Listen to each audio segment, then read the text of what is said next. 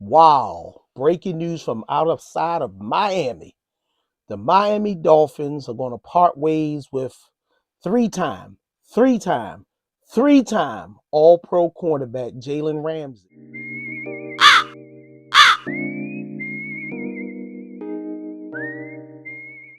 All Pro cornerback Jaylen Ramsey, who I believe is 30 years old. Yep.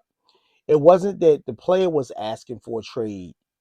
The organization looking at their salaries, their depth, and knowing that they're in the AFC, they not even in the top five teams. They right there in the middle somewhere. And then looking at that, it looked like they're trying to get some salary cap room. So they're looking to part ways with Jaylen Ramsey. And y'all remember Jaylen Ramsey was a phenomenal quarterback in college with the Florida State. He was drafted fifth overall by the Jacksonville Jaguars in 2016. He showed out.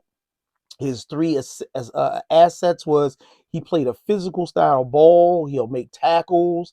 He'll go up for the ball. He had ball hawking skills. He'll snatch a ball, pop an interception in a heartbeat, and make a play. But the one thing about Jaylen Ramsey that stood out above everything, he was a shutdown corner. Well, I'm not talking in the past tense like he's dead, but he is a shutdown corner, and he did pretty good that. In 2024, he had like a down year per se, but the Dolphins had a down year per se in every aspect, it seemed. But in 2024, according to his stats, he played all 17 regular season games. And despite a nagging hamstring injury, he recorded 60 tackles and had one sack. That's not bad for a 30-year-old guy, huh? Given his contract, though, it's probably gonna be a little bit difficult to move him. He's guaranteed $24.3 million in 2025 with a cap number of 16.6 million. So if the Dolphins move on from him, that's a $16.6 million hit. Uh, that's going to be considerable. Okay, when you pay Tyreek, you pay um, the quarterback, you paid Jalen Watt, you paying everybody, but there's only enough money to go around, and you still have a lot of areas to clear. You got to replace Calais Campbell, a few other people, some linebackers. So the Miami Dolphins is a work in progress. But with all those high salaries, what they gonna do? Now I know as soon as it happened, a couple of my boys they hit me up and say, Matt, what you think? You think the Ravens gonna jump on Jaylen? Let's take a look at this because I think there are three other teams that are more in play for Jaylen Ramsey than the Ravens. Would I like him here? Yeah, but it's the right price. He's not going to take an L to join a team because it's probably his last contract. So the three teams that when I was researching it, I found out there'd probably be more apt to bring him in. First one is Atlanta. Atlanta's one of those teams that they don't talk enough about, but I know they'd be willing to bust a move. Atlanta just is about $10 million of available cap space, so they certainly need to move some stuff around, do some salary cap gymnastics. But in the NFL, I've seen teams make room, a la Kansas City Chiefs. So you can make the room. But there's also something you got to think about if you know Jaylen Ramsey. There's a relationship. Their head coach Raheem Morris was the defensive coordinator for the Rams when Jaylen Ramsey was part of the Rams ensemble. So they have a little rapport going on, and can the Atlanta Falcons, well, do Atlanta need a sizable cornerback? Yeah, I think so. They're a very young team. He's a vet. He could go out there and help mentor some people. He doesn't display a diva attitude from what I'm hearing. So I believe that the Falcons will be a good match. They could move some stuff around with they have a rookie quarterback. He's not a rookie. He's going to his sophomore year, and you got uh, running back, a couple of receivers there, a tight end. So corner possibly can make it with Atlanta. The second team, I know y'all gonna get mad at me. They're in the AFC North, the Bengals. the Bengals did a solid job of keeping their offensive stars intact. We saw them go out there and overpay for the wide receiver position. Say what you want. They overpaid in one position, and that's going to cost them. Their defense was one of the worst in the league. If they scored 40 points, they would give up 50. So looking at them after giving Chase and T. Higgins the money, um, they lost pretty much because they're secondary. Even when acquiring ball hawk Geno Stone, they just had too many holes back there. And I think that, last year the Bengals surrendered the fourth most passing touchdowns during the regular season. The Ravens had that same problem too, but they plugged and played. They moved to Darius Washington. They moved Kyle Hamilton back there, and they stopped the bleeding per se. But still, when you were against those top tier teams, they all signaled in on our cornerback, who moved on to the Jets. And I'm not gonna say his name. I like the guy, but they singled in on him, and it was a bloodbath out there. So bottom line is, the Ravens need the help too, but it looks like the Bengals need more help than we do. And finally, the team that if Jaylen Ramsey go there would probably make them a stronger. They already a strong Super Bowl contender, hands down. But a corner like Jaylen Ramsey on this team would almost solidify their depth and dominance. I'm talking about none other than the Detroit Lions. They really, they're knocking on that door. They're right there. But, in the case of Ramsey, as a cornerback, he should be able to help the secondary after it allowed 244 passing yards per game during the regular season. They got to tighten that up.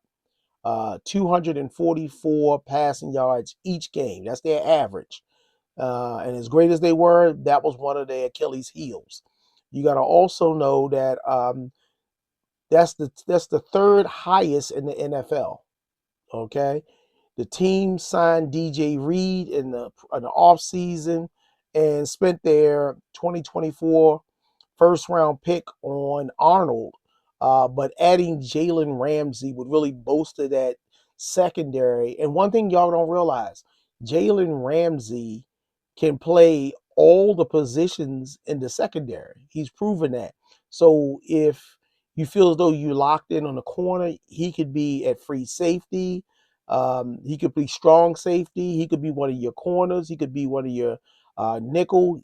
Just having him on the field is a difference maker. I believe if I had Jaylen, I would allow him to use his ball hawking skills, which is his strength, and have him roam the field at probably at free safety. So if by chance we signed him, you could have him playing a jack of all trades. You could put him down as a lockdown corner. Even at 30, he's still better than what we had before. Secondly, you could play him at free safety. That will free up Kyle Hamilton to be used how they did, and then possibly the Ravens re-sign Darius Washington. A few fans have reached out to me and asked what's going on with Darius. It's still, remember, they got till May the 1st to make the decision. If the Ravens have the right to first refusal on his contract. But can I be honest with y'all? I'm going to be honest as a fan. I don't think the Ravens are fully in love with Adarius. Adarius had a lot of injuries early part of his career, so they kept him on the shelf. And he had a breakout one season last season, but I don't think the Ravens are all in. I do know that he wouldn't be very expensive. So if they gave him a 3-year deal or 4-year deal, it wouldn't be real expensive. But he is undersized. He played bigger than he was, but I think they're looking for a true free safety for the Ravens. They want somebody like a Malachi Stark, um, someone who can plug and play, roam, be a free safety, good size to lock up with those tight ends, lock up with those receivers. So yeah, I think that's what the Ravens are looking for. And I don't think the Ravens ain't going to sign them because look at our depth. We also got some new. You got Kane. We got a few other players that we drafted, and my thing is the Ravens is right player, right price. Um, the last question I had today was people say, once again, who do you think they're going to sign in the first round? I'm not sure because everybody got them pointed to Pierce as an edge rusher. And yes, he came here, he worked out with him, but I'm not sold on that. I think if a Malachi Stark or the other safety from South Carolina, I believe that is, what was his name? I can't pronounce his name. It's an African name, and I don't want to butcher it. But I believe if he's available, they may go for that safety position. It's a need, but it depends on who's falling. And could the Ravens trade back in the first round if they see somebody there? Probably so, but I don't think so in this draft. I believe they'll do their shenanigans in the second, third, and fourth round, where they'll be trading up, grabbing some best players still left. I believe that the Ravens in the third round will get a D tackle. I believe in the second round, it'll probably be a corner. Or probably in the third round, if another edge rusher is there, they'll probably grab it there. I believe this is the season they grab a couple because remember, their edge rushing core is coming back for the most part. And Robinson has been a breakout at the position. I've been liking him more than I see Ojabo. Being honest, I don't even know if Ojabo, even though he was drafted high, if he even makes this team this year. You heard it from me with Adisa Isaac and maybe a high round draft. I don't think Adisa Isaac makes this team. I think he may be a cut. I'm just being honest because I haven't seen any considerable improvement. And the Ravens right now are knocking on that Super Bowl window. They're one of the top four teams out there, and they need to pull the trigger right now to get the players they need to make that Super Bowl run this year. So it's not a lock just because we drafted you. I don't see. I mean, they may trade him. And then another question that came in, and I'm finished. The other question that came in was, do you think the Ravens are going to trade um, Andrews? And we just finished watching the Liars Luncheon, and I'm going to do a little something on that a little bit later this week and drop it. But I'm going to tell you one thing. Uh, Although we gave him his bonus, I believe any and everything is available. One notable instance during the Lions luncheon with EDC, they asked him. He said, "Have we ever traded one of our players on the draft?" And everybody jumped up and said, during the draft, and they said, "Oh, you did Hollywood." And he chuckled and he said, "No, the Hollywood trade was done that Monday. We just all iced it until the draft because they were playing chess, not checkers. So you got to be careful. EDC is going to make a move. I know that we need offensive line. I'm not sold out on Falele or Voorhees. I think we should draft a guard early on. We do have to get an edge rusher. Like every year, we need an edge rusher. We need a cornerback that's a plug and play that can go today. Go today. We need a free safety. And being honest with you, we know that King Henry is getting older.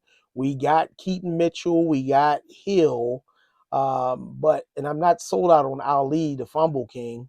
I'm sorry, he's just like the fumble king. He did it in college during those crucial moments. He did it in the preseason game, so I don't think they're sold out on him. I think, in the fourth round, when they got multiple picks, they may grab a running back and a tight end, seeing that the tight end team, our whole tight end core is up, up for free agency after this season. So it is my bet that we'll sign Likely. We'll probably grab Kolar. And if we draft a tight end, it may mean that Mark Andrews either be traded during the season sometime, or it would be crazy if they extended him so he could end his career here. I would love for them to extend him that he could retire here, but I think it's time that Likely steps up and become a TE1. I really do. Kolar has proven a great blocking tight end, and also he can catch. So that's pretty much it. I want to thank everybody for tuning in once again to the Ravens Football Junkies podcast. If you haven't already, we need your support. Click the subscribe button, click the like button, and share this with a few friends. Our goal is 200. I said 200 new subscribers. We won't get there without your support. If we hit 200 subscribers, I got a special gift for you guys. So if we hit 200 subscribers in the next 2 weeks, I'm giving out a special gift to one lucky subscriber. Also, I'm going to be doing stuff on the draft. The draft is 9 days away. So we got to get in there. I'm going to, I see Mel Kiper's. I've seen a few other people's mocks, and I'm seeing Malachi Starks fall to the Ravens, but the Ravens never grab Malachi Starks. It depends on how the draft go with this quarterback thing right now. With now the Saints need a quarterback, the Giants need a quarterback, the Browns need a quarterback. We also know that a few teams need quarterbacks. And I'm being honest, I don't see 4 starters in this draft. I see some great backup pieces, and I think you're going to have a lot of projects. But the bottom line is a lot of people want to look at quarterbacks. I think it's going to be a run on offensive linemen. But look, I'm not going to get into that right now. I'm going to do a special draft episode, and we'll delve into that. If you have any questions that you want answered right here, please send them to our mailbag. I'll review them. I'll bring them up in the next few episodes. We'll go through them. You know what? As always, peace out.